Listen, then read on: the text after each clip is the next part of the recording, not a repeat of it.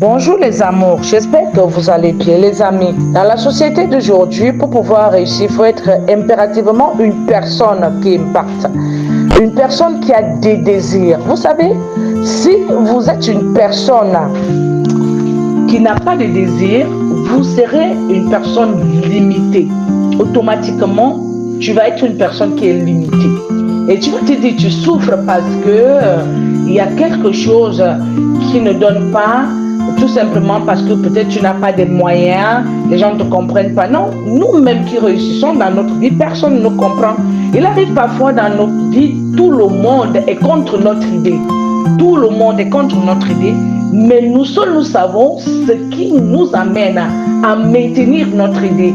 Parce que nous croyons à notre désir de pouvoir, à la capacité de pouvoir impacter et réussir pour dire demain, bon, non, notre façon déjà de désirer, de travailler, de pouvoir arrive déjà à créer une sorte de croyance avec des personnes qui nous entourent. Donc, ils arrivent déjà à nous croire. C'est pas parce que nous avons fait un miracle, c'est parce que nous avons maintenu quelque chose. Nous avons dit non. Moi, je crois que je peux y arriver.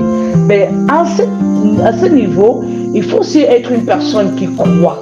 C'est à peu près comme la foi. Si tu n'as pas de foi, tu ne peux pas réussir à recevoir soit une guérison, soit un petit miracle. Moi, je le dis toujours, même dans mon livre, je l'ai écrit. Tous mes livres, j'aime jouer avec des dangers. Vous savez, dans la vie, si vous êtes une personne qui est limitée, vous avez peur de tout. Vous avez peur de tout, sauf de rien, vous ne pouvez pas arriver. Il faut être une personne qui désire. Moi, le fait de pouvoir tuer mes peurs m'a amené à travailler dur et de croire que je pouvais faire l'impossible. C'est-à-dire, j'étais capable de briser les chaînes et d'aller plus loin là où mes ennemis ne croyaient pas. Donc mes ennemis, pour nos ennemis, nous sommes des personnes qui ne peuvent pas arriver. Soit peut-être parce que nous n'avons pas fait des études, soit peut-être parce que nous n'avons pas pu réussir dans tel domaine, ou soit parce que nous n'avons pas de parents, ou soit parce que nous sommes des personnes aveugles, ou soit parce que nous sommes des personnes, peut-être que nous avons soit des handicaps. Pour certaines personnes, nous n'avons pas droit à la vie. Et moi, j'ai appris pour pouvoir dominer des personnes qui faisaient en sorte que je puisse avoir du recul par rapport à ma personnalité. Moi, j'ai appris à jouer avec des dangers. J'ai appris à dire à n'importe quelle personne que tu perds ton temps, tu ne peux rien me faire. J'ai appris à m'imposer et j'ai appris à minimiser les idées des personnes négatives. Donc des idées que ces personnes voulaient m'influencer pour que je puisse avoir peur. Et moi je dis, si le Seigneur lui vit, il n'y a rien qui peut m'empêcher de pouvoir arriver. Vous voyez, c'est comme une détermination. Et je savais que même si c'est comment, je vais finir par devenir une personne qui automatiquement va faire en sorte que les personnes qui me simplifiaient, qui me rejetaient, puissent avoir peur de moi. C'est pas un travail physique. Il y a le physique qui est là, c'est vrai, mais c'est l'intérieur, la puissance de l'intérieur, la force qui sort de l'intérieur, qui t'amène à croire à tes capacités de ne pas abandonner, de ne pas reculer. Vous allez voir, il y a certaines personnes qui croient que quand une personne est riche, il n'a plus de problèmes ou il n'a plus de petits bémols. Non. Les personnes même qui sont bien positionnées ont des problèmes. Et ces problèmes viennent toujours au moment où il y a d'autres problèmes. Nous, on appelle ça des blocages. Nous, des personnes spirituelles, nous, des personnes qui prient, on appelle ça des échecs. Ce ne sont pas des échecs, ce sont des échelons de la vie. Pour des personnes qui ne connaissent pas cela, on n'appelle pas cela des échecs, soit des blocages, on appelle ça des échelons. Il faut briser des étapes pour pouvoir atteindre d'autres étapes et cela nous amène à récupérer sagement. Nous arrivons à devenir des personnes sages, c'est-à-dire quand cette situation revient encore vers toi, toi tu te dis déjà je m'écris cette situation. Vous savez les amis, si tu es une personne qui ne désire pas et qui va impacter, tu vas échouer automatiquement, tu vas échouer. Je suis une personne qui a peur permanente, c'est-à-dire tu as peur de tout et de rien. Tu ne peux pas t'en sortir en Afrique avec les problèmes que nous faisons face aujourd'hui. J'ai peur de parler parce que si je parle, on va dire que quoi? On va dire que tu es une personne mauvaise. Automatiquement, tu ne veux pas être mauvais. Il faut à tout prix que tu puisses montrer que tu es une personne bien.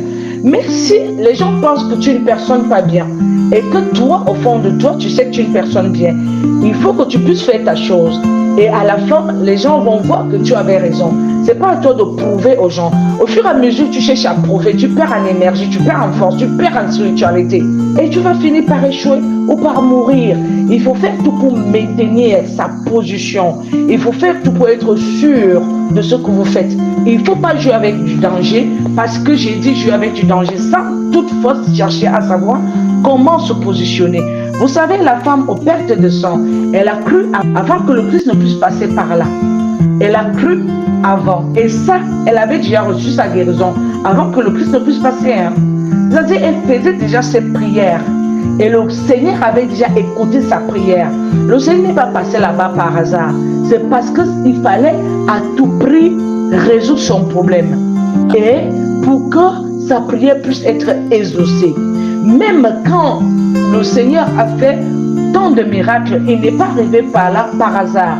Ces gens priaient, ils suppliaient l'Éternel, ils avaient foi que le Seigneur pouvait passer par là et ils allaient avoir un miracle de guérison dans leur vie. Mais toi, tu crois que si tu n'appelles pas le Seigneur, si tu ne pries pas, si tu ne crois pas que le Seigneur peut passer par là. Il y a une sœur qui a chanté, il est impossible que tu puisses passer par ici sans me toucher. Donc si toi, tu crois déjà que le Seigneur va faire sa mission, qui est de passer sans te toucher, et qui t'a oublié, il va t'oublier. Et tu vas prendre l'éveil de conscience. Vous voyez, vous allez dire, bon, moi, quand je prie, j'ai trop de problèmes. Quand je prie, j'ai trop de problèmes. Parfois, ce sont des attaques qui font en sorte que nous ne puissions pas parvenir à être des personnes bien au milieu des autres. Vous savez, nous sommes tellement tourmentés au point où nous ne savons pas que c'est juste un petit truc qui nous manque. C'est-à-dire le désir. Il faut désirer. Je vais me marier. Je désire d'être une bonne personne. Je désire d'être un cadre. Je vais être un leader. Je vais être un entrepreneur. Je vais être un bon commerçant. Pas les commerçants en bracata, mais un commerçant qui est capable d'impacter son entourage. Vous voyez, on ne fait pas les choses à demi. On fait les choses en entier. On fait les choses pour mieux mener son combat à réussir. Tu ne peux pas prier pour dire Seigneur, fais en sorte que mes ennemis aient honte. Dès que tu finis de prier, tu pars te coucher et le Seigneur va venir t'exaucer. Il ne viendrait jamais t'exaucer après avoir fini. Il a fini de repousser tes ennemis depuis, parce qu'il savait que tu vas le prier pour ça. Mais lève-toi, bats-toi, désire déjà. Je suis une personne qui désire, je vais avoir telle chaussure. Moi, je vais porter telle chaussure. Si c'est une chaussure de 200 000, moi, je vais mettre une chaussure de 200 000. Tu vas avoir cela. C'est du désir, la force, la puissance, la capacité de pouvoir croire. Ce que nous avons aujourd'hui ne nous a pas été donné aujourd'hui.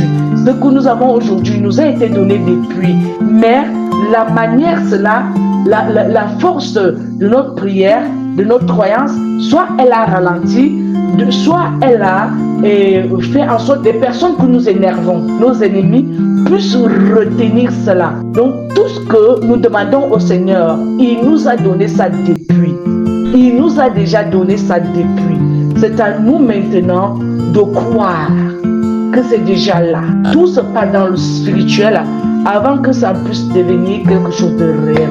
Les amis, donc à partir d'aujourd'hui, soyez des personnes qui désirent quelque chose à tout prix. Je désire. Moi, je sais qu'un jour, l'Afrique ne serait plus dernier. Moi, c'est mon Dieu. Ça, c'est ce que moi, je désire.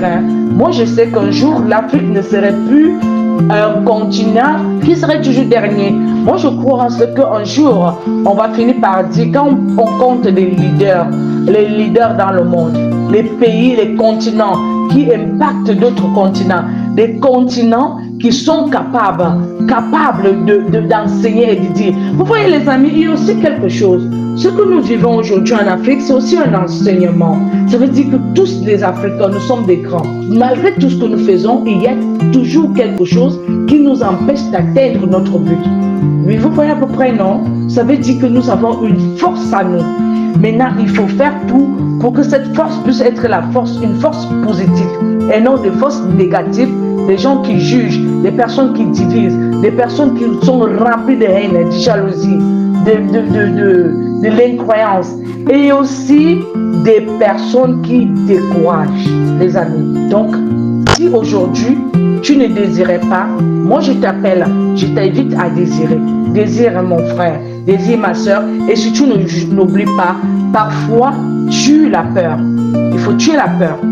Il faut briser cette histoire de la peur. Il faut apprendre aussi à jouer avec du danger en tuant cette peur. Vous voyez à peu près, au fur et à mesure, pour vous-même, vous allez voir comment le Seigneur va vous exaucer.